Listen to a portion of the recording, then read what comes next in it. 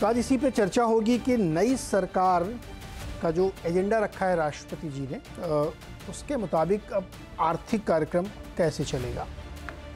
दरअसल जो मैंडेट आया इसके संदर्भ में बहुत सारे विश्लेषण हो रहे हैं। इस चर्चा का मकसद भी यही है कि नए मैंडेट के अनुसार क्या सरकार पहले की तरीके से फुल ऑन इकोनॉमिक रिफॉर्म्स की तरफ जाएगी या विपक्ष के दबाव के तहत वो कुछ पॉपुलिस्ट मेजर्स भी लेगी। अब इसको थोड़ा सा ये बारीकी समझ लेना चाहिए कि अभी पिछले 2-4 दिनों की जो घटना है, गतिविधि है, उसको देख के कुछ लोग ये सोच सकते हैं कि नहीं, सरकार अपने हिसाब से काम करेगी, वो किसी दबाव में आते हुए काम नहीं करेगी कि विपक्ष बहुत मजबूत है, बहुत ज़्यादा प्रेशर डालेगा, हो हल्ला करेगा तो सरकार अपनी पॉलिसीज़ में चेंज करेगी। वो वैसे ही काम करेगी जैसे अब तक पिछले 10 सालों में करती रही है। लेकिन इसका एक दूसरा एंगल है कि विपक्ष अगर दबाव ना भी डाले तब भी जिस तरीके का मैंडेट आया है उससे सरकार के ऊपर थोड़ी सी पॉपुलिस्ट होने की लीनियंसी दिख सकती है। ऐसा सहज अनुमान लगाया जा सकता है। होगा नहीं होगा ये अभी चर्चा हम लोग करेंगे तो देखने को मिलेगा। तो आज इसी को समझने की हम कोशिश करेंगे कि जो राष्ट्रपति जी ने अपने पूरा अभिभाषण रखा है, क्या ये बजट की एक स्पीच जैसा दिख रहा था कि उसमें बहुत सारी चीज़ें लग रही कि बजट में अनाउंस होंगी और एक 4-5 साल का खाका पेश किया जाएगा, और उसका टिल्ट किस तरफ होगा, पॉपुलिस्ट या रिफॉर्मिस्ट, इसको समझते हैं बाजार के लिहाज से भी। बातचीत करने के लिए हमारे साथ जो मेहमान है उसमें वरिष्ठ आर्थिक पत्रकार अनिल पद्मनाभन जी हमारे साथ हैं और इसके साथ ही शुभमय भट्टाचार्य जी, दो बहुत ही फाइनेस्ट इकोनॉमिक जर्नलिस्ट हमारे साथ है। इसके साथ राजनीतिक विश्लेषक हैं जो कॉर्पोरेट से बहुत अच्छे से कनेक्टेड हैं, सज्जन कुमार सिंह। तो दोनों एंगल समझेंगे कि कितना टिल्ट हो सकता है। और हमारे सहयोगी और सीएनबीसी आवाज़ के economic policy editor Lakshman Roy, जो दक्षिण और उत्तर ब्लॉक में घूमते रहते हैं और बहुत सारी खबरें करते हैं कि क्या हो सकता है। तो लक्ष्मण, मैं आपसे शुरू करना चाहता हूँ। बहुत सारी स्टोरीज आपने की, बहुत सारी चीज़ें आपने बताई कि क्या क्या हो सकता है। धीरे धीरे इनको अनफोल्ड करेंगे, लेकिन एक पहले बिग पिक्चर आप रखाइए। आपको थोड़ा बहुत सेंस तो मिला होगा कि सरकार की सोच में कोई परिवर्तन आया है या पहले जैसा है या कुछ दूसरे तरीके से इस बार काम होने की उम्मीद है। क्या लग रहा है आपको? देखिए, इसमें सरकार के सोच में परिवर्तन आया है, इसमें कहीं कोई दो राय नहीं है। सरकार इस परिवर्तन को सामने दिखाना नहीं चाहती है, लेकिन सरकार अब ये मान चुकी है कि हमें मिडिल क्लास पर खास फोकस करना होगा। ग्रामीण इलाकों में जो एक खास वर्ग है जहाँ पे एक दिक्कत है, उस दिक्कत को दूर करनी होगी। और ये जो बजट या फिर आने वाले जो कदम हैं इस तरफ आपको दिखेंगे, ये लगभग तय है जो हम अलग अलग लोगों से बातचीत करते हैं। अब बजट इसका सबसे पहला प्रमाण आपको होगा।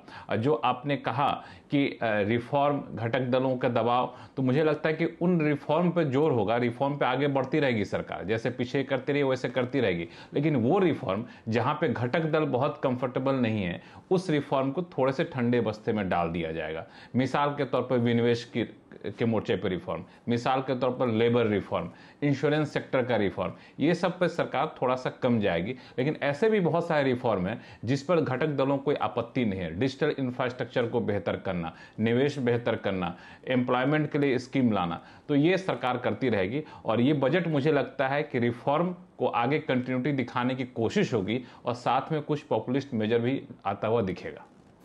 ओके, तो ये है मोटा मोटा खाका जिस पे सरकार चलेगी। लक्ष्मण, एक चीज़ यहाँ पे देखो, 3 प्रकार के दबाव सरकार के ऊपर काम करेंगे। एक उनके अपने घटक दल नीतीश जी और चंद्रबाबू जी, दूसरा विपक्ष वाला दबाव, तीसरा उनका अपना खुद का दबाव। ना, उन्होंने भी तो फीडबैक लिया होगा अपने रिजल्ट देख करके, 240 पे रुक गए हैं, तो उनको भी समझ में आया होगा कि कहीं कहीं कोई गलती करेगी। तो कौन सा ज़्यादा काम करेगा? देखिए, सबसे ज़्यादा दबाव इनका काम कर रहा है खुद का फीडबैक।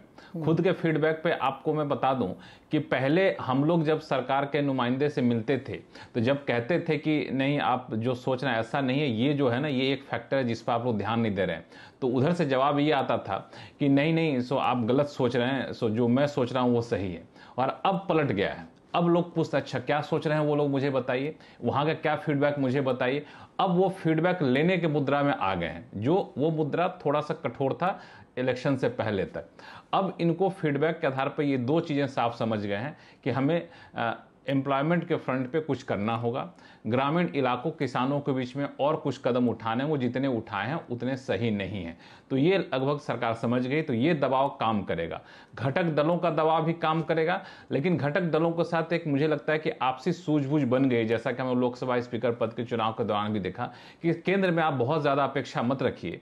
मंत्रिमंडल विस्तार में भी देखा, केंद्र में बहुत ज़्यादा अपेक्षा मत रखिए, आपको जो भी चाहिए राज्य स्तर पर हम आपको पूरी मदद करेंगे, वहाँ पर हम कोई टांग नहीं अड़ाने जा रहे हैं। चाहे तमिलनाडु हो, चाहे आप बिहार का मामला हो।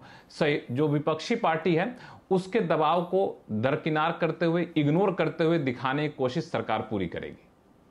ओके लक्ष्मण रुकिएगा, आप धीरे धीरे करके एक एक इश्यूज को हम लोग खोलेंगे, लेकिन एक बार जरा समझ लेते हैं। अनिल जी के पास चलते हैं। Anil ji, land reform, labour reform, employment, divestment, ये सब बड़े बड़े इश्यूज हैं जिस पे बहुत दबाव झेलना पड़ेगा। तो आपकी क्या उम्मीदें हैं कि ये सरकार आर्थिक मोर्चे पर कैसे चलेगी? नीरज जी, जो राष्ट्रपति का जो स्पीच था उससे एक साफ संकेत है कि जो एक मोमेंटम रहा है पिछले 10 साल में, वही बरकरार रहेगा अगले 5 साल में। जो आपने इंट्रोडक्शन में भी कहा और जो लक्ष्मण जी ने भी अभी दोहराया। लेकिन मेरे हिसाब से एक परसेप्शन चैलेंज हो गया है। अब ये जो बीजेपी के जो 240 आए, ये सारा यूपी में फोकस्ड है। इनके जो सीटों के जो कमी हुई, ये ज्यादातर यूपी में हुआ। तो अगर यूपी का अगर हम उदाहरण लेके पूरे देश में एक जनरलाइज करेंगे, शायद एक गलत अंदाजा होगा। तो मेरे हिसाब से एक परसेप्शन का इश्यू है, क्योंकि जो विपक्ष ने जो एक खेल खेला, चाहे खटाखट हो या जो भी गारंटी हो, वो एक परसेप्शन गेम खेला, चाहे कॉन्स्टिट्यूशन का हो। तो मुझे लगता है सरकार भी ये जो एक गति बना के रखेगा, साथ में एक परसेप्शन खेलेगा। जैसे ये लक्ष्मण जी ने कहा मध्यम वर्ग के लिए कुछ होगा। और आप ये राष्ट्रपति का जो स्पीच देखेंगे, एक वाक्य इसमें मिसिंग है, वो है नौकरियां। इसमें सिर्फ एक जगह एक उदाहरण आया है, ग्रीन जॉब्स। तो मुझे लग रहा है ये उन्होंने अपने पास रखा है और इसका एक बड़ा सा एक मतलब खुलासा करेंगे या कुछ व्याख्या करेंगे जब भी बजट होगा। और आखिरी में मैं ये कहूंगा कि आपने जो 3 प्रेशर पॉइंट्स बोले, मैं उसमें जरूर फॉरेन इन्वेस्टर का भी एक प्रेशर पॉइंट और डोमेस्टिक इन्वेस्टर का प्रेशर पॉइंट भी जोड़ूंगा। ये दोनों का जो जो जो मेट्रिक है, ये देश का मेट्रिक नहीं है। ये फिस्कल प्रूडेंस जो आपने बोला कि ये जो एक सिग्नल आया है राष्ट्रपति के स्पीच से, इनका ये ऐसे सिग्नल उठाएंगे। अगर आप पॉपुलिस्ट पूरे हो गए तो इनका एक रिएक्शन आएगा। तो मुझे नहीं लगता है कि ये पॉपुलिस्ट होंगे। सोशल वेलफेयर जो उन्होंने राष्ट्रपति ने कहा, सोशल वेलफेयर इस सरकार का कॉलिंग कार्ड रहा है और इतना काम किया इन लोगों ने, उसके बावजूद ये निर्णय आए। तो वो ये समझ गए हैं कि एक परसेप्शन गेम है, क्योंकि नौकरियों का जो एक धब्बा लग गया ये सरकार के कि जॉबलेस ग्रोथ वगैरह जो भी लांछन लगाए गए, तो उसको एक मतलब एक काउंटर परसेप्शन गेम खेला जाए। अनिल जी, फिर तो मुश्किल है इनके सामने, क्योंकि अगर आप परसेप्शन वाले गेम या परसेप्शन को रियलिटी में जॉबलेस वाले इशू को टैकल करेंगे, तो फिर तो कॉम्प्रोमाइज़ करना पड़ेगा, पॉपुलिस्ट मेजर्स लेने पड़ेंगे। क्योंकि जिस तरह से जॉब ये लोग क्रिएट करना चाह रहे थे पिछले 10 सालों में, वो तरीका तो बहुत रिफॉर्मिस्ट वाला है, उसमें तो दिक्कत आएगी। नीरज जी, पॉपुलिज्म और सोशल वेलफेयर में ना एक बहुत बारीक डिफरेंस है। पॉपुलिज्म जो होता है कि ओपन एंडेड होता है, जैसे मनरेगा हुआ और जो ये खटाखट स्कीम, मतलब 1 लाख रुपए हर महिला को दिया जाएगा। ये एक ओपन एंडेड स्कीम है जिसका कोई सीमा नहीं है, ये सस्टेनेबल नहीं है। लेकिन जो सोशल वेलफेयर है वो एक टारगेटेड होता है, दूसरा एक एम्पावरमेंट के लेवल पे होता है। तो आपका सही कहना है कि नौकरियों का एक सोल्यूशन कोई खटाखट नहीं आने वाला है। वो उसके लिए काफी मेहनत करने, काफी परिश्रम करना है। और ये जो हमारा एसएमई जो सेक्टर है, ये अभी भी जूझ रहा है। हम भूल गए कि जो पिछले 3 साल में जो आर्थिक हादसे आए हैं, कोविड के बाद यूक्रेन रूस का जंग, उसके बाद ये अमेरिका में जो यूएस इंटरेस्ट रेट जो बढ़ाए, इन सबको आप लोगे तो इन्फ्लेशन बढ़ा, तो पब्लिक में बेरोजगारी रही, और ये जो एसएमई स्पेस है ये स्क्वीज हो गया। इसके पहले जीएसटी भी आया था, तो इसको उठाना एक स्मार्ट पॉलिटिकल मूव होगा। तो एक परसेप्शन गेम में अगर आप एसएमई लेवल पे कुछ करेंगे। और दूसरी बात है, जो इन्होंने कृषि मंत्री चुना है, ये अपने चौहान जी, ये इन काफी लोग जानते हैं, हमने आपके प्रोग्राम में पहले भी डिस्कस किया है, मध्य प्रदेश का जो पूरा एक किस फार्मिंग का जो एक हुलिया बदला है, इन्होंने 20 साल में उसको डेफिसिट से सरप्लस बना दिया। अब वो ग्रेन बोल्ड माना जाता है। तो इनको एक तो राजनीतिक अनुभव बहुत है, दूसरा ये खेती के बारे में एप्लीकेशन ओरिएंटेड जानते हैं, और ये एक पॉलिटिशियन है, तो बात करना जानते हैं, एक डायलॉग शुरू करना चाहते हैं। तभी मैं कह रहा हूँ ये परसेप्शन जो होगा एक डायलॉग से शुरू होगा, अलग अलग तरीके होंगे, इसका कोई शॉर्टकट नहीं है। तभी मैंने कहा परसेप्शन बड़ा इंपॉर्टेंट होगा इस ये मैनेज करने का पब्लिक ओपिनियन। और दूसरी साइड पे आप देखिए, ये जो पॉपुलिज्म के सारे बिल एक एक करके आ रहे हैं, कर्नाटक में देखिए उन्होंने दूध के दाम बढ़ा दिए, पेट्रोल के दाम बढ़ा दिए, सब। तो शॉर्ट टर्म में पॉपुलिज्म में फायदा होता है बेनिफिशियरी को, लेकिन लॉन्ग टर्म में नुकसान ही होता है। ये बात तो सही है, और ये वाली बात आपकी बिल्कुल सही है कि परसेप्शन के खेल में ना बहुत कुछ सेक्रीफाइस करना पड़ता है। शोभा सर, आपको क्या लगता है? सरकार की बैलेंस शीट बहुत ही स्ट्रॉन्ग है, बहुत सारे लीवर्स है करने के लिए, लेकिन चैलेंज उससे कई मल्टीफोल्ड बड़ा है। किसानों को सुलझाएं कि नौजवानों को ठीक करें, एसएमई को करें। अच्छा, इसमें एक बहुत इंटरेस्टिंग बात मैं अंडरलाइन करूँ जिसे मैं भूल ना जाऊँ, क्योंकि बहुत सारे इश्यूज़ होते हैं। हाल फिलहाल के जो आरबीआई ने एक्शंस लिए हैं ना, उसमें थोड़ी प्रॉब्लम है सर। उन्होंने ऐसा एक्शंस लिए हैं जिससे आगे जाते हुए आपकी क्रेडिट ग्रोथ कम होगी, और ये लैग इफेक्ट आता है। ये अभी समझ में नहीं आ रहा है, 1-1.5 साल बाद वो बहुत विजिबली दिखेगी कि बहुत ज़्यादा जो उन्होंने किया, क्योंकि वो ब्लैंकेट जो कर दिया है ना कि वेटेज बढ़ा दिया, ये मत करो वो मत करो, एआईएफ को लोन मत दो, उसने बैंक से ले लिया तो उसको मत दो, ये वो दिखाता है कि आपको कंप्यूटर समझ में नहीं आ रहा, कुछ गड़बड़ा तो शट डाउन कर दिया आपने, जबकि आपको स्पेसिफिक करना चाहिए था। तो सुमन सर, ये वाली बात को कॉन्टेक्स्ट में रखते हुए कैसे करेंगे ये लोग, कैसे मैनेज करेंगे? बहुत सारे चैलेंजेस हैं। Challenges, yes. लेकिन एक चीज मैं मानता हूं, और अनिल जी जो बात कर रहे थे बिल्कुल सही कह रहे थे, कि पॉपुलिज्म वाली जो चीज है वो इस सरकार इस वक्त चलने की जरूरत भी नहीं फील करेंगे, और करेंगे भी नहीं। क्यों नहीं करेंगे? क्योंकि इसकी पॉपुलिज्म या सोशल वेलफेयर की जो आप अगर प्रोवाइड करने का जो मौका था, वो शायद बजट से, इंटरिम बजट में या लास्ट बजट में करने का समय था। इस वक्त करके उसका कोई खास फायदा नहीं है। फायदा क्यों नहीं है? क्योंकि ये वाला जो सेक्टर है, अभी हम अगर पॉपुलिज्म इस वक्त अगर इंफॉर्मेशन, अगर इस सेक्टर्स में अगर बहुत सारा पैसा आउटले करे भी, तो उसका इफेक्ट आने में टाइम लगेगा। इसीलिए बेहतर है सरकार के लिए इस वक्त वो चीज करना जो इकोनॉमी के लिए जरूरत है। और इकोनॉमी के लिए जरूरत है इस वक्त है स्टर्न मैनेजमेंट का। पूरे दुनिया में अभी एक फेज चेंज हो रहा है, प्रोटेक्शन का दौर एस्टैब्लिश्ड हो चुका है। चाइना और यूएसए के बीच में जो प्रॉब्लम्स चल रहा है, उसके वजह से इंडियन इकोनॉमी को अभी इस वक्त कोई भी, जिससे कहते हैं लूज हैंडल करना बहुत रिस्की हो जाएगा। अगर ये हम सोच के चले तो निश्चित ही भारत में गवर्नमेंट ऑफ इंडिया के लिए ये मौका बिल्कुल ही नहीं है कोई पॉपुलिस्ट मेजर्स लेने का। और पॉपुलिस्ट में, और साथ में फिस्कल प्रूडेंसी का फायदा क्या है ये सरकार को दिख चुका है। हमारे इंडेक्स जो बॉन्ड इंक्लूशन में, जेपी मॉर्गन इंडेक्स में इंडिया का बॉन्ड इंक्लूड हो चुका है। इंडियन मार्केट्स में फिर से एफपीआईज काफी जोश से इन्वेस्ट कर रहे हैं। बहुत सारे कंपनीज जाके आईपीओज अनाउंस कर रहे हैं। इन सारे क्षेत्रों से आ रहे हैं जिन सेक्टर्स में पहले आते हुए नहीं थे। स्टैंडर्ड ये था पहले कि बैंक से क्रेडिट लो और उसके बाद पैसा डेट लेकर चलो, आईपीओ के बारे में बाद में सोचेंगे। अभी डिफॉल्ट ऑप्शन हो गया है कंपनीज का कि नहीं, आईपीओ करना ही बेहतर है। That looks good. तो इतने सारे जो चीजें, फंडामेंटल चेंजेस जो आए हैं, पॉजिटिव चेंजेस, उस पर अंकुश लगा के ऐसे स्टेप्स लेना जो बेसिकली जिसका रिटर्न्स फायदे में नहीं आएगा, वो मुझे नहीं लगता है ये सरकार करेंगे। इसलिए रिफॉर्म्स को अगर आप इस तरीके से देखें कि लैंड लेबर वगैरह जो रिफॉर्म्स है उसके तरफ वैसे भी टाइम बाद में हो सकता है, उसमें अभी भी बहुत सारी चीजें बाकी हैं, लूज एंड्स वगैरह, उन चीजों को सरकार बाद में करेंगी।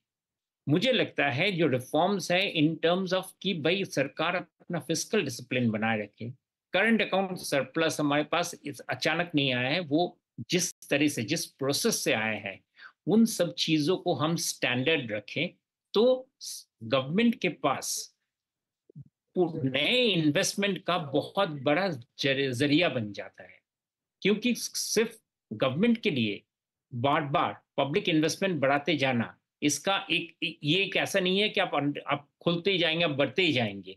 हम लोग इस अभी प्राइवेट सेक्टर इन्वेस्टमेंट्स को जैसे कहते हैं ईज इन करने के लिए बहुत जरूरी है कि फिस्कल कंडीशन जो स्टेबल है, इन्फ्लेशन में जो स्टेबिलिटी है, इन चीजों को बरकरार रखा जाए लॉन्ग टर्म में। और लॉन्ग टर्म का मतलब मैं ये नहीं कह रहा हूँ कि 10 साल वगैरह, मैं कह रहा हूँ इवन 1-1.5 साल में भी एम्प्लॉयमेंट में, फिर बाकी सारी जगहों पे सरकार के लिए जो स्पेस होगा और सारे खर्च करने का, उनके सब के लिए ये जरूरी है कि सरकार अभी अपना हाउस मेंटेन करके और जिसके बेनिफिट्स उनको मिलना शुरू हुआ है उसको मेंटेन करते हुए उसको आगे ले जाए। तो मुझे लगता है ये एक बहुत क्लियर बजट होगा। और मुझे आज जो प्रेसिडेंट की जो स्पीच जो मुझे सुनने को मिल रहा था उससे मुझे मोटा मोटी लगा कि दिस इज द स्ट्रक्चर जिस तरफ सरकार जाएंगे।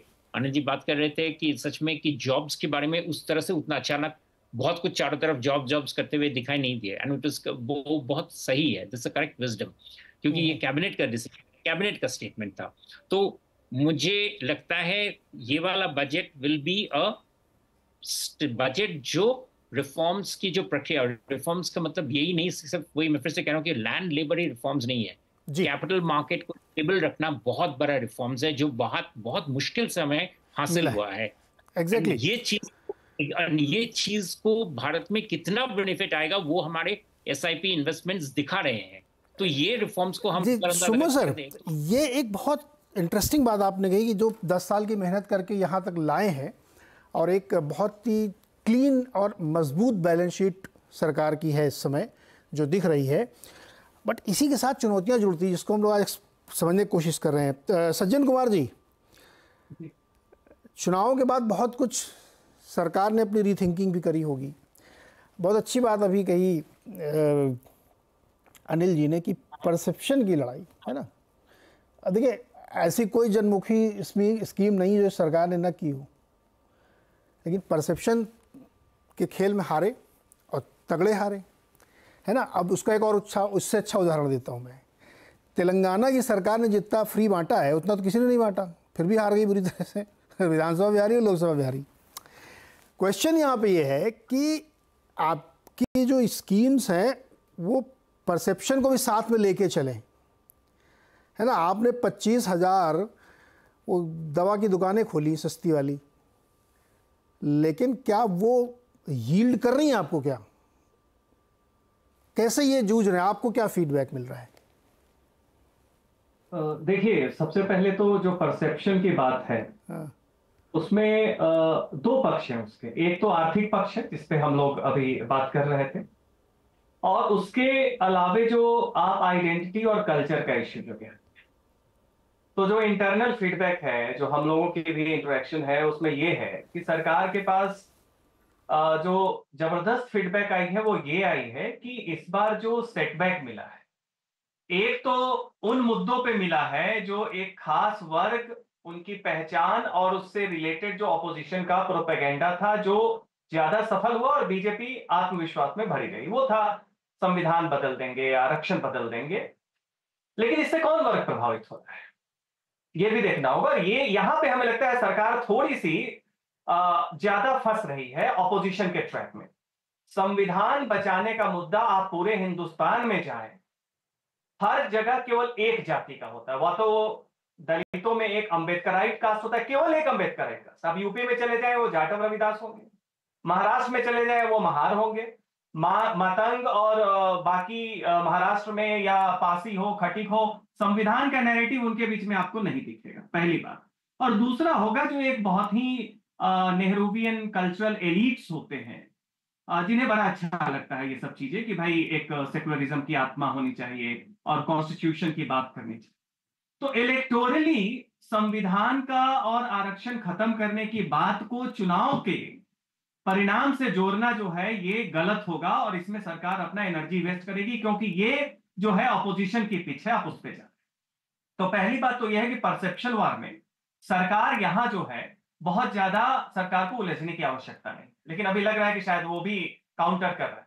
दूसरी बात आप देखिए कि मेजॉरिटी ऑफ ओबीसीज हो, किसान हो, युवा हो, मिडिल क्लास हो, अर्बन हो, रूरल हो, महिला हो, कॉन्स्टिट्यूशन ये सब कोई मुद्दा नहीं है उनके लिए, ये सब टॉकिंग पॉइंट। रही दूसरी बात आर्थिक मुद्दे पे, तो आर्थिक मुद्दे पे देख लीजिए इस बार जो सेटबैक हुआ है इसका कोई पैन इंडियन पैटर्न नहीं है कि इकोनॉमिक इश्यूज के कारण बीजेपी हारी है। दो राज्य, एक 80 सीटों वाला उत्तर प्रदेश और दूसरा उसके बाद 48 सीट्स वाला महाराष्ट्र, जहां बीजेपी को जबरदस्त सेटबैक मिला, वहां पे कारण जो थे बीजेपी के इंटरनल थे।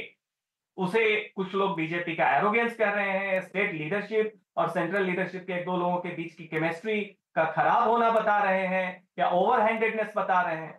तो ये फीडबैक जो है दूसरी वाली जो है वो क्लियर है कि कहीं ना कहीं आपको अपने अफेयर्स जो है जिसमें डिसेंट्रलाइजेशन ऑफ पावर और सब कुछ वो होना चाहिए। रही बात अब सरकार का रिस्पॉन्स क्या होगा, इसमें अनिल सर की बात से मैं सहमत हूं कि देखिए शिवराज सिंह चौहान जब मध्य प्रदेश में थे तो इस बार सरकार किन सेक्टर्स को इकोनॉमिकली टारगेट करेगी, एक तो किसान को करेगी, दूसरा महिलाओं को करेगी और तीसरा युवाओं और मिडिल क्लास को भी उसमें जो भी इनको करेगी।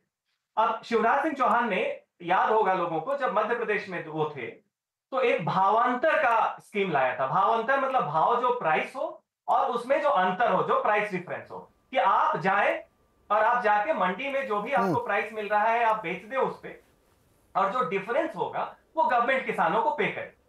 ये अब इनिशियली चूंकि उसी समय नोटबंदी हुई थी, जीएसटी आया था, डिजिटाइजेशन हो रही थी, तो बड़ा किसान परेशान थे, लेकिन बाद में देखिए स्टेबलाइज हो गया। तो प्रयास क्या है कि जब आप किसानों को टारगेट करें तो एग्जिस्टिंग स्कीम्स रहेगी, लेकिन उसको और ज्यादा डायनेमिक बनाने का तरीका होगा कि आप उसे मार्केट से बेटर कनेक्ट, टैक्स नेटवर्क को आप रूरल एरियाज में बढ़ाएं, बाकी जगह आप फाइनेंशियल सपोर्ट दें, वो सपोर्ट के फॉर्म में। सज्जन जी, आपकी बात से मुझे ये समझ में आ रहा है कि सरकार इस मैंडेट को, इलेक्शन मैंडेट को बहुत ज़्यादा इकोनॉमिक इश्यूज से जोड़ के नहीं देख रही है। वो ये देख रही है कि एक बात देख ही नहीं रही। आप एक पैटर्न और देखिएगा पिछले 10 दिनों में कि सरकार सारी ऑपोजिशन के साथ थोड़ी सी नरमी से पेश आ रही है, सिवाय प्राइम ऑपोजिशन के कांग्रेस।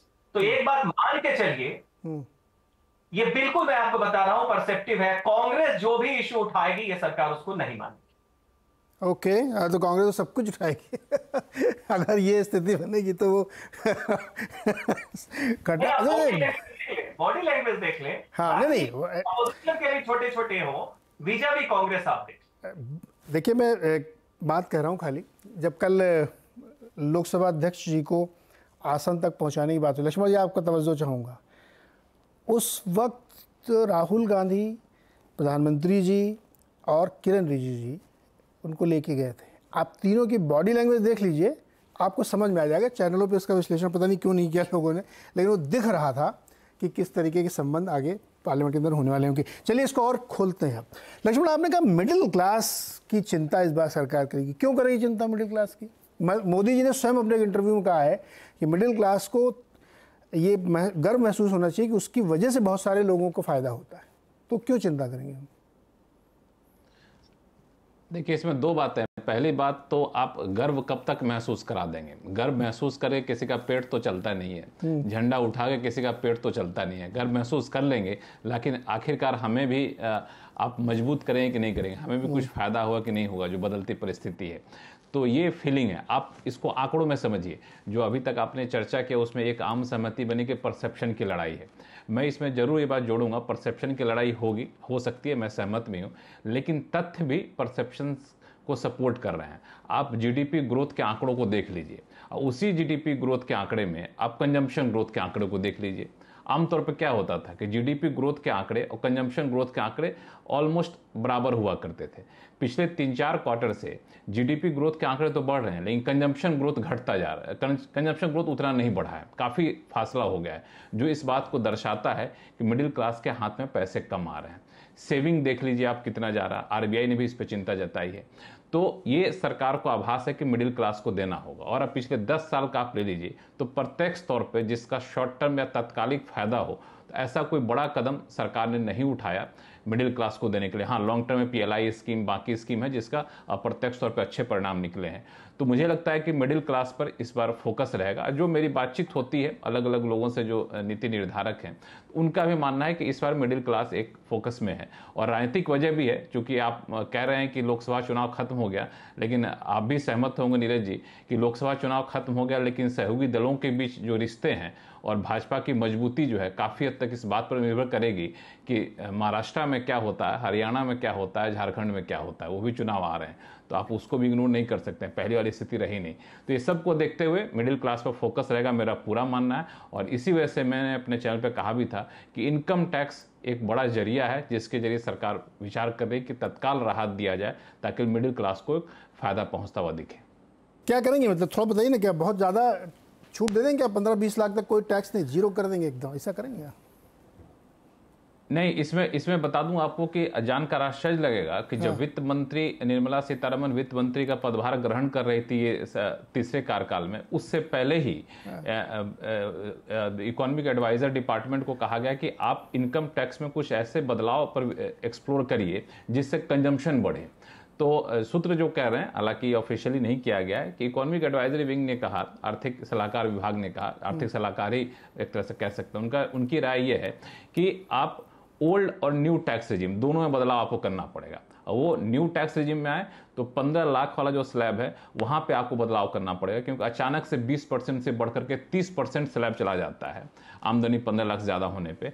और ये जो वर्ग है, इस वर्ग को आप पैसा देंगे ना तो वो पैसा बचाएगा नहीं, वो खर्च करेगा तो आपकी इकोनॉमी को रफ्तार मिलेगी। एक तो इस कैटेगरी को आपको बढ़ावा देना पड़ेगा, और जो इनकम टैक्स छूट की सीमा इसको भी बढ़ाना होगा। एक विकल्प ये है, जो स्टैंडर्ड डिडक्शन है 50,000 रुपये, उसको बढ़ा दीजिए।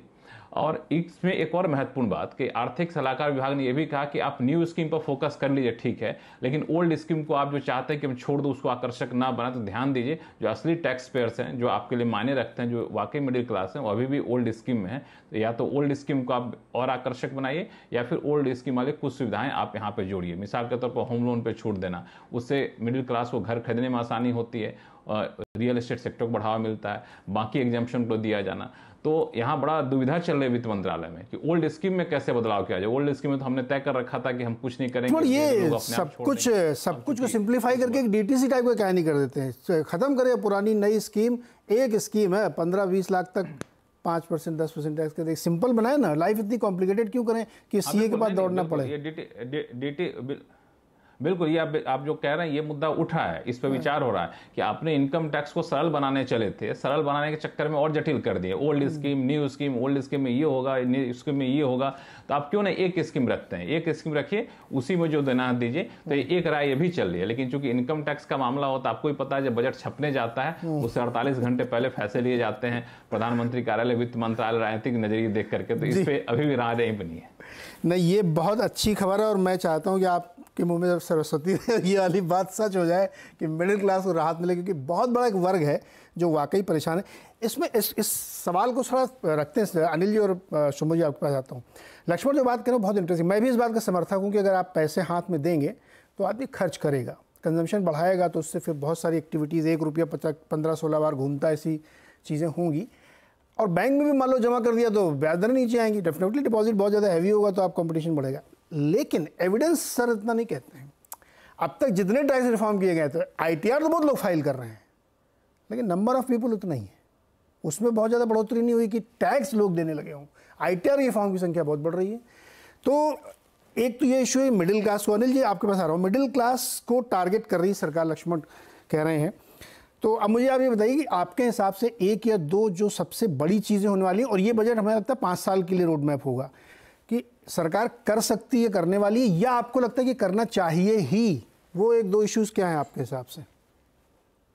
नीरज जी, एक मोटे तौर पे आप ये सही कह रहे हैं लक्ष्मण जी, जो मिडिल क्लास का एक अच्छा टारगेट ग्रुप है, क्योंकि पब्लिक ओपिनियन जो है मिडिल क्लास से ही बनता है और टूटता है।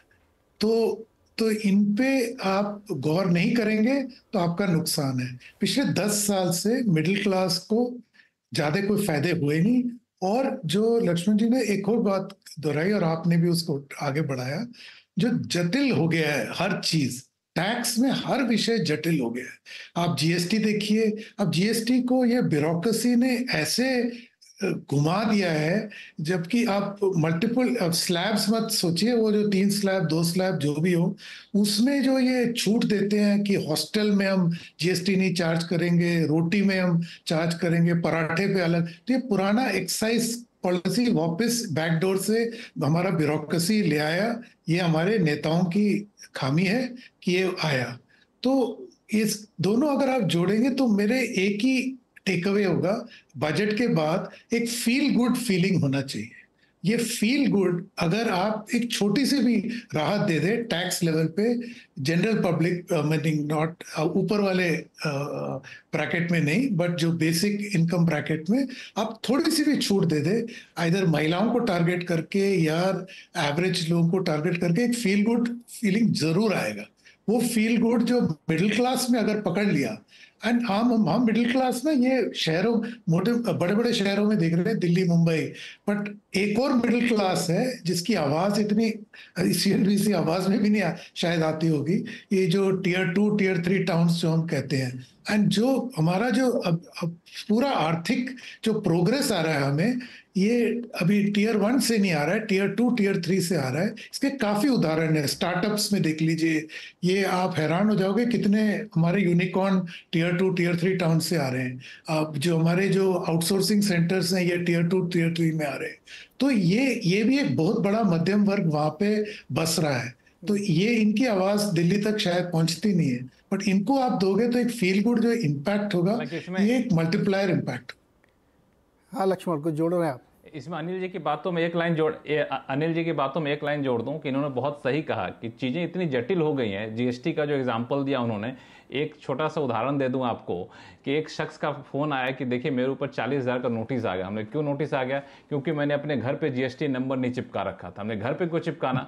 अब रूल ये हो गया है कि अगर आप कंसल्टेंट है तो अपना जीएसटी नंबर अपने घर पे चिपकाइए, और जैसे जीएसटी वाले देखते हैं कि एड्रेस इन्होंने रेसिडेंस का दे रखा है, पहुंच जाता है वहाँ पे, देखता है अच्छा नहीं नंबर है, नोटिस भेज दिया।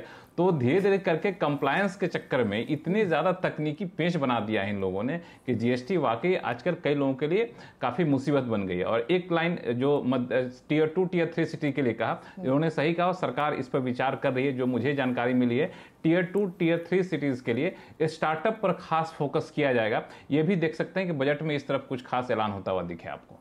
नहीं, इसमें बस एक बात मैं जोड़ दूं कि अनिल जी ने जो कहा ना सर, आवाज़ और आवाज़ अड्डा, फॉर्मल और इनफॉर्मल, हर तरीके से टियर 2 टियर 3 टियर 4 शहर की बातें हमेशा उठाता रहता है, और आप लोगों के ज़रिए उठाते हैं हम लोग। अक्सर हम लोग आवाज़ अड्डा में शौकीन आप लोग आते हैं। एक जीएसटी उदाहरण मैं और देता हूँ आपको, वो शायद बहुत कॉमन बहुत जगहों पर होगा। जो सीमेंट डीलर हैं उनसे 2 बार जीएसटी वसूला जाता है, एक बार जो माल बेच रहे हैं उस पर, दूसरे बार जो उनका प्रॉफिट बना उस पर भी, तो डबल वहाँ पे लोग उसमें क्लैरिटी चाहते हैं वो कि आप एक ही बार ले लो ना, मुझसे जिधर लेना है।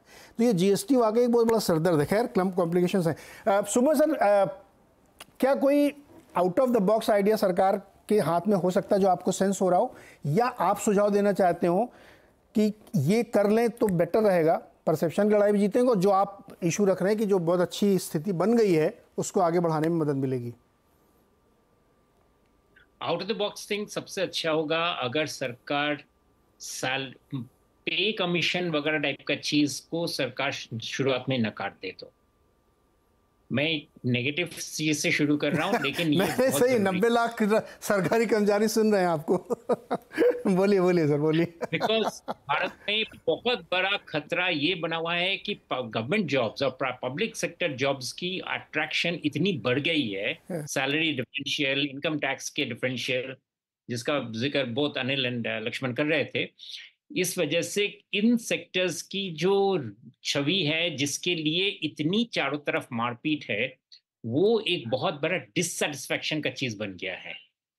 अभी ये इस सेशन में नीट को लेकर हल्ला होगा, एग्जामिनेशंस, हर तरह के एग्जामिनेशंस को लेकर छात्रों में, यंग पीपल में ये टेंशन रहेगा, और ये रहता ही रहता है, क्योंकि अल्टीमेटली बात वही बनती है कि हमको किस तरह से सरकारी नौकरी मिले। आउट ऑफ द बॉक्स अगर सरकार इस पर अगर अमल कर सके कि किस तरीके से प्राइवेट सेक्टर जॉब्स और पब्लिक सेक्टर जॉब्स में जो दूरी है, इस चीज को अगर रिफॉर्म करके टैक्स में ला सके तो बहुत बड़ा फायदा रहेगा। आप देखेंगे इनकम टैक्स में जो प्रोविजंस है, बहुत सारे प्रोविजंस बनाए जाते हैं, टैक्स डिपार्टमेंट बनाते हैं अपने ही खेमे के लोगों के लिए, कि जो पब्लिक सेक्टर के लोगों के लिए करना आसान होता है, वो प्राइवेट सेक्टर के लोगों के लिए करना आसान नहीं होता है। एक सिंपल चीज जैसे इवन LTA का ट्रीटमेंट, इस तरह का बहुत सारा चीज है। तो आउट ऑफ द बॉक्स अगर मैं कहूँगा सबसे बड़ा चीज है, एक चीज सही है कि एकदम लोएस्ट लेवल ऑफ इनकम में अगर छूट दिया जाए, टैक्स स्लैब्स को उठाया जाए, तो उससे बहुत फायदा आएगा। लेकिन उससे भी ज्यादा मैं कहूँगा कि ईज GST में, रेट्स में, ज्यादातर लोग आजकल स्टार्टअप्स में इन्वॉल्व हो रहे हैं, और सबके लिए ये 18% रेट एक बहुत बड़ा झमेला बन के सामने आ रहा है। 30% टैक्स रेट या 20% टैक्स रेट प्लस 18% GST बहुत बड़ा टैक्स इम्प्लीकेशन है। ये दोनों को अगर एक साथ में टैकल किया जाए तो मुझे लगता है इमीडिएटली बहुत बड़ा इनकम रिलीफ मिल सकता है। बार बार ही वित्त मंत्री इसको कह देते हैं कि GST काउंसिल इसको देखेंगे, लेकिन मुझे लगता है उसका समय निकल चुका है। 18% टैक्स रेट जो हर तरीके का सैलरीज, हर तरीके का कंसल्टेंसी में लागू होता है, इसकी बदलाव इस इनकम टैक्स में बदलाव से कहीं ज्यादा है, और इसका इम्पैक्ट मुझे लगता है देश में बहुत बड़ा आएगा। इसको किसी तरीके से सरकार ने पहले भी बहुत सारी चीजों में कि हम रिफॉर्म्स लाएंगे, रिफॉर्म्स में हम इस तरह के रिफॉर्म्स लाएंगे जो मिडिल क्लास के, लोअर मिडिल क्लास को बेनिफिट रहे। ये वाला चीज डिफिकल्ट नहीं है, ये सिर्फ मैं बिल्कुल मानता हूं कि ये ब्यूरोक्रेटिक रेड टेप के अंदर फंस गया है। इसका अगर उपाय निकाला जाए 18% वाला रेट को, तो बहुत बड़ा फायदा आएगा। ये इनकम टैक्स हर बार हम कहते हैं बजट में तो सिर्फ अभी तो क्या रह गया, अभी बजट में सिर्फ इनकम टैक्स का ही बदलाव आप ला सकते हैं, क्योंकि आपके पूरे इनडायरेक्ट टैक्स निकल गए हैं। तो बाकी सारे जो एक्सपेंडिचर्स हैं वो पार्ट है क्या, वो उसका इफेक्ट लोगों को साधारणतः समझ में नहीं आता है। मार्केट में ऑफकोर्स उसका इफेक्ट आता है कि किस कंपनी को किस तरह का बेनिफिट मिला, लेकिन अगर GST प्लस इनकम टैक्स में कंबाइंड इफेक्ट किया जाए तो मुझे लगता है ये शुरुआत में ही सरकार को बहुत बड़ा फायदा देगा। और इसका फाइनेंशियल इम्प्लीकेशन ज्यादा नहीं है, ये बहुत छोटे लोगों के ऊपर, जैसे लक्ष्मण कह रहे थे कि सेल्फ एम्प्लॉयड लोग हैं लेकिन GST अपना नाम लगा चुके हैं, 18% टैक्स रेट, ये एक बहुत बड़ा इरिटेशन बन चुका है। और मुझे लगता है this is the biggest reform जो किया जा सकता है, जिस पर सारे घटक दल भी मान जाएंगे और ऑपोजिशन से भी इस पर कोई आपत्ति नहीं होगी। सरकार के पास ऑलरेडी पैसा है, एक्स्ट्रा सेस का पैसा आ चुका है, सो इसलिए इसकी जो भरपाई है वो आराम से किया जा सकता है जी, और ये बात करना बहुत जरूरी है। एक बहुत इंटरेस्टिंग बात कहूँ सर, मैं ब्रेक में जाने से पहले, इस सरकार ने इस एक चीज़ का क्रेडिट लिया जिसको मैं बहुत अच्छा मानता हूँ। बार बार ये कहते हैं कि हमने कितने सैकड़ों कानून एकदम से एक झटके में ख़त्म करके उसको सिंप्लीफाई किया है। वैसी ही शायद ज़रूरत बहुत सारी चीज़ों में है कि आप इतने खचड़ पचड़ ये दाएं बाएं, मतलब एक क्लॉज उसके नीचे 20 सब क्लॉज, और आदमी का दिमाग का दही हो जाता है, समझ में नहीं आता कि कहाँ से क्या चीज़ आप लेके आ जाएंगे। मेक इट सिंपल, लाइफ जितनी सिंपल आप करेंगे आदमी की, वो खुद उस चीज़ को कर पाएगा। तो मुझे लगता है कि बहुत अच्छे सुझाव हैं यहाँ पे। मुझे एक छोटा सा ब्रेक लेना है, चूँकि ये चर्चा सिर्फ बजट तक सीमित नहीं है, आपको सब करना है। आप GST में करिए या आप कोई स्कीम बंद करना है उसको बंद करिए, चालू करिए, लेकिन करना है कि क्या नहीं करना है। छोटे से ब्रेक के बाद लौट के आते हैं सर।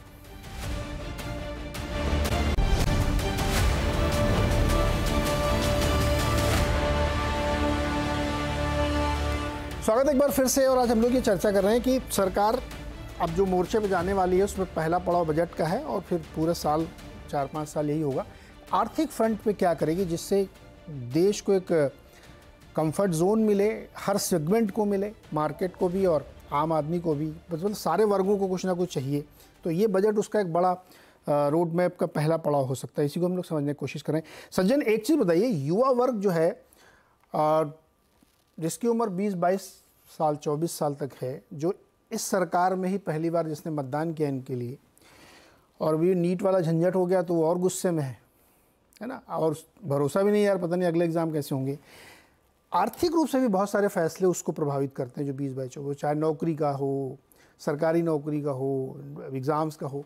क्या उसके बारे में कोई फीडबैक है सरकार की तरफ से या पॉलिटिकल सर्कल की तरफ से कि क्या किस तरह के फैसले लिए जा सकते हैं? जैसे अग्निवीर स्कीम है, मान लो, क्या उसमें पुनर्विचार की बातचीत हो रही है क्या? माफ कीजिएगा, अग्निवीर की स्कीम जैसे मान लीजिए, क्या उसमें भी कोई पुनर्विचार टाइप की चीज हो रही है? देखिए, हाँ, यहाँ पे दो मुद्दे हैं। एक तो नीट का मामला है और दूसरा अग्निवीर का मामला है। इस पे अगर आप यूथ्स के बीच में जाएं तो बहुत ही जबरदस्त ट्रस्ट डेफिसिट है। और इसीलिए हमने कहा कि देखिए, कोई बहुत ट्रांसफॉर्मेटिव इकोनॉमिक रिफॉर्म के कारण बीजेपी को और सेटबैक होगा अगर वो नहीं करती है। होना चाहिए निश्चित तौर पे रिफॉर्म, और सरकार का रिफॉर्मेटिव वो डायरेक्शन भी दिख रहा है। लेकिन अगर आप ग्राउंड के सेंटीमेंट को लें तो दो मुद्दे जो हैं, एक तो अग्निवीर का मुद्दा, जिसमें आप देख लीजिए कि जो डिफेंस है वो केवल एक अभी भी एक सेक्टर नहीं है, वो यूथ्स के लिए एक बहुत ही बड़ा एम्प्लॉयमेंट का एक जरिया भी है। मैं आपको एक एग्जांपल दे रहा हूं। यूपी में पूर्वी उत्तर प्रदेश में एक जिला है गाजीपुर, वहां पे एक गांव है गहमर, बहुत बड़ा गांव, 1 लाख से ऊपर आबादी, और उसमें आप देखेंगे हर घर में 2-3 जो है कई पीढ़ी से आर्मी में जाने का रिवाज। और पिछले चुनाव तक जब हम लोग जाते थे तो आप वहां पे देखते थे कि लोग तैयारी करते रहते थे। वहां अभी आप जाएंगे तो गांव में बिल्कुल सन्नाटा है। और ये सब गांव जो है इसमें बीजेपी के कोर वोटर वाले गांव है।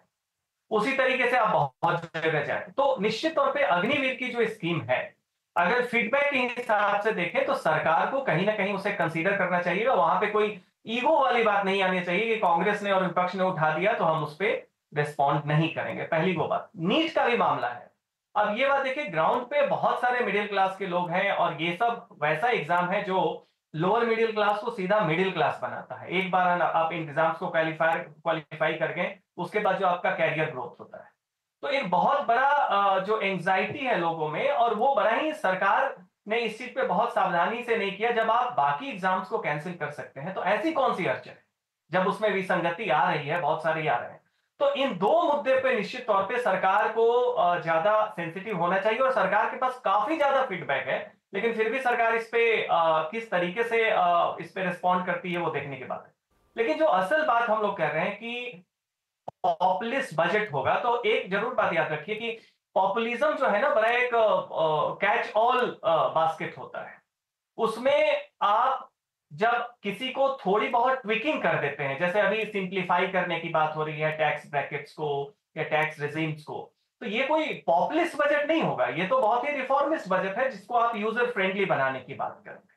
अभी बात क्या है कि देखिए, रिफॉर्मिस्ट जो पॉपुलिज्म है और जो रिफॉर्म वाली बजट है या जो फाइनेंशियल फिस्कल पॉलिसी है, उन दोनों का कोएग्जिस्टेंस हो सकता है। हालांकि दोनों मिसफिट है। कैसे हो सकता है कि आप देखिए, आपका पूरा रूरल इंडिया जो है, हम टियर 2 टियर 3 सिटीज की बात कर रहे हैं, बट रूरल इंडिया जो अभी भी है वो आपके टैक्स ब्रैकेट में नहीं आता है। उसी तरीके से आप जो टियर 2 टियर 3 सिटीज में चले जाए, जो मेन वहां के इकोनॉमिक क्राइटेरिया, आप पश्चिमी उत्तर प्रदेश में सहारनपुर में चले जाए। अब सहारनपुर में हर कोई जानता है कि वुड क्राफ्ट एक बहुत बड़ी इंडस्ट्री, टेक्सटाइल एक बहुत बड़ी वहां पे इकोनॉमी का जरिया है, लेकिन वो लोग टैक्स नहीं देते तमाम कारणों से। वहां की 50% टैक्स जो है वहां के टोबैको जो आईटीसी है उनसे आती है। तो अभी है कि जब आप जिन मुद्दों को जिस तरीके से फाइनेंशियल सपोर्ट आप दें स्कीम्स के माध्यम से, और आप रूरल इंडिया और इस तरह के लोगों को दें, तो आप ऑटोमेटिकली उन्हें टैक्स के ब्रैकेट में ला रहे हैं। तो हमें जहां तक लग रहा है कि सरकार का जो मिडिल क्लास हो या बाकी टैक्स रिजिम हो, उसमें माइनर ट्विकिंग होगी, वो रिफॉर्म का ही पार्ट होगा। पॉपुलिज्म आप देखिएगा सरकार का कल्चरल फ्रंट पे रहेगा। इकोनॉमिक फ्रंट पे बहुत ज्यादा आप देखेंगे माइनर ट्विकिंग होगी, जैसा कहा गया ना कि बस थोड़ा फील गुड हो जाए कि अरे चलो हाँ इस की थोड़ा सा वो ट्विकिंग कर दी गई है, बहुत उसका सब्सटेंशियल इंपैक्ट नहीं होगा, थोड़ा सा यूजर फ्रेंडली हो जाए, परसेप्शन में आप आ गए। लेकिन इकोनॉमिक डायरेक्शन में जहां तक मुझे लगता है, चाहे मिडिल क्लास हो चाहे कोई भी हो, बहुत ज्यादा वेरिएशन नहीं आएगा जी। तो आप देखेंगे वही कंटिन्यूटी रहेगी। शोर बहुत ज्यादा इस बार आपको दिखेगा, आउटपुट वही रहेगा, शोर आपको कल्चरल फ्रंट पे दिखेगा, ऑपोजिशन के तरफ से भी और ट्रेजरी बेंच की तरफ। ओके लक्ष्मण, जो भी बात हो रही है पॉपुलिज्म या रिफॉर्मिस्ट, ठीक है, टैक्स वाला बहुत अच्छा। मैं 2 उदाहरण देता हूँ कैसे कॉम्प्लिकेटेड बनाया है। बाबू लोग कितना कॉम्प्लिकेटेड मामला बना देते हैं, इसको समझिए आप। आयुष्मान में कितना 5 लाख रुपए है ना शायद। तो अभी मैंने एक अस्पताल के चेयरमैन से बात की, किम्स के चेयरमैन आए, तो मैंने उनसे कहा कि भैया आयुष्मान और अट्रैक्टिव बने तो बहुत अच्छी स्कीम, लोगों को फायदा। तो बोले उसमें उस 5 लाख रुपए का जो पैकेज है उसमें प्रॉब्लम नहीं हो तो बहुत अच्छी बात है, उसको ना भी बढ़ाओ तब भी बहुत अच्छा है। उसके अंदर जो उन्होंने झंझट कर रखा है कि आपने एक सर्जरी कराई हार्ट की तो 1,10,000 रुपये उसके लिए अप्रूवल है, बट एक्चुअली उसके साथ और भी खर्चे आते वो उसमें अप्रूव नहीं है। तो मेरे लिए दिक्कत आती है कि जब आप इंश्योरेंस वाली स्कीम में जाते हो तो वो 2.5 लाख रुपए उधर खर्च होता है, उसमें हो जाता है, लेकिन इधर वो 1,20 में ही है। तो ये एक प्रॉब्लम, ये प्रोसीजरल इश्यूज़ हैं। वैसे ही तमाम सारी चीज़ें ऐसी हो सकती है, जैसे पॉपुलिज्म के नाम पे हो सकता है किसान सम्मान निधि 12,000 कर दें, लेकिन बाबू लोग चाहते हैं कि थोड़ा सा कॉम्प्लिकेटेड बना रहा इशू। लक्ष्मण नहीं, दरअसल मेरा अपना एक्सपीरियंस है, चूँकि मुझे लगता है कि 15 साल से ज़्यादा हो गए मुझे सरकारी दफ्तरों से घूमते हुए, रिपोर्टिंग करते हुए। तो मैं कई बार अब तो जिनके साथ थोड़े रिश्ते अच्छे हैं उन बाबुओं को कह भी देता हूँ कि आप चीज़ों को जटिल बनाते हैं चूँकि आपको सूट करता है ना, क्योंकि चीज़ों का आप चाहें तो आसान बना सकते। बहुत ही आपने तो जो एग्जाम्पल दिया वो तो बहुत बड़ा एग्जाम्पल हो गया। बहुत सीधा सा एग्जाम्पल, एक समय समय पर सरकार नोटिफिकेशन इशू करती है, उस नोटिफिकेशन को कोई पढ़ ले आम आदमी और बता दे कि नोटिफिकेशन का मतलब क्या हुआ, तो आप जो कहिए मैं हारने को तैयार हूँ।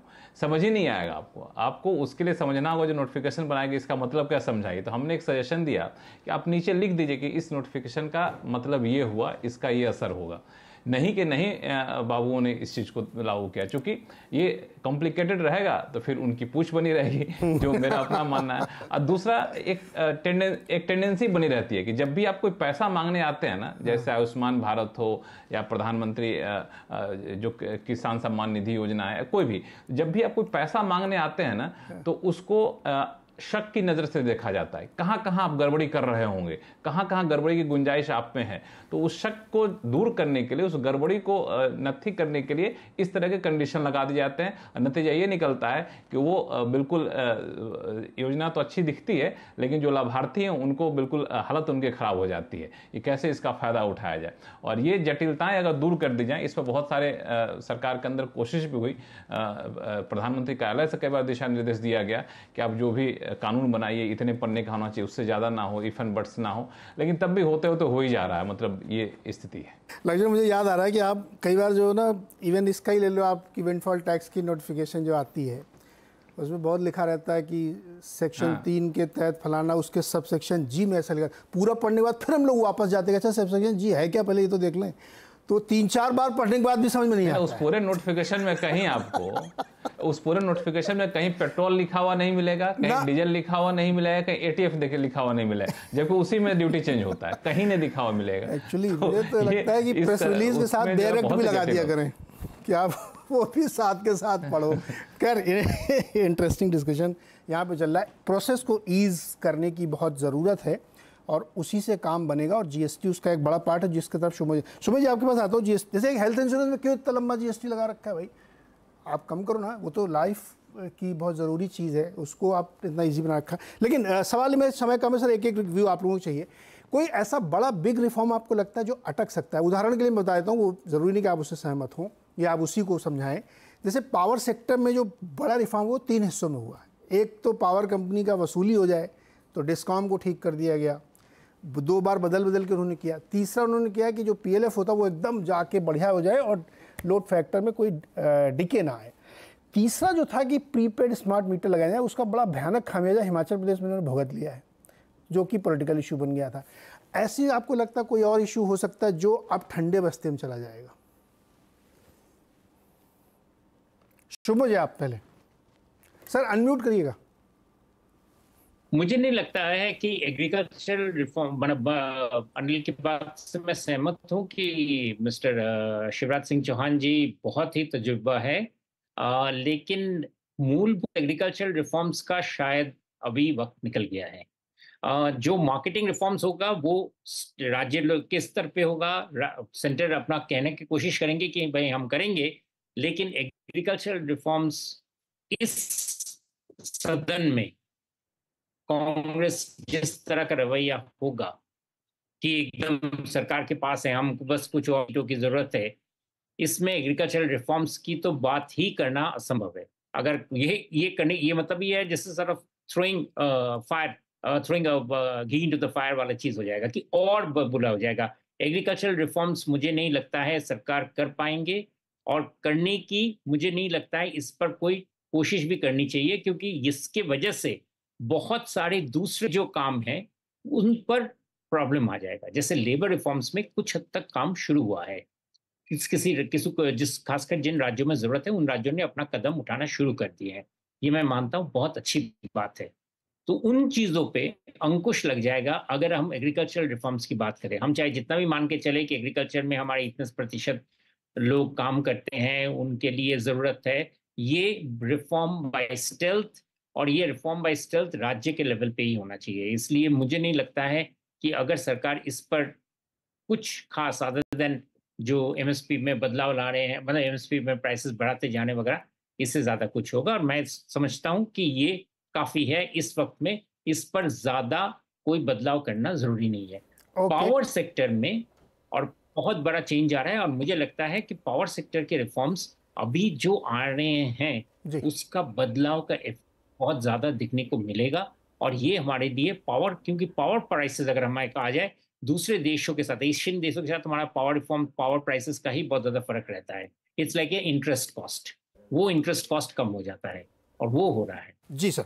अनिल सर, आपको क्या लगता है क्या चीज अटक सकती है? हमने पॉजिटिव तो बहुत सारी बात करी।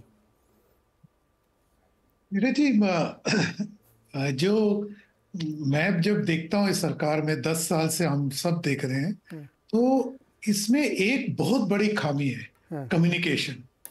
तो ये जो करते हैं मतलब पब्लिक तक पहुंचता नहीं है। जो लक्ष्मण जी ने और आपने भी बोला, आप इनके प्रेस रिलीज ही देख लीजिए, मीडिया तक कम्युनिकेट नहीं कर पाते। ये इनकी एक्सेस की प्रॉब्लम है, इनका जो एक एटीट्यूड है नीड टू नो, मतलब आपको इतना ही खबर मिलेगा। जैसे अभी अभी हाल में एक हफ्ते पहले वधावन पोर्ट, मतलब ये देश में सबसे बड़ा पोर्ट है, जितकी इसकी कैपेसिटी है पूरे देश की कैपेसिटी नहीं है वो जितना एक पोर्ट में आने वाला है।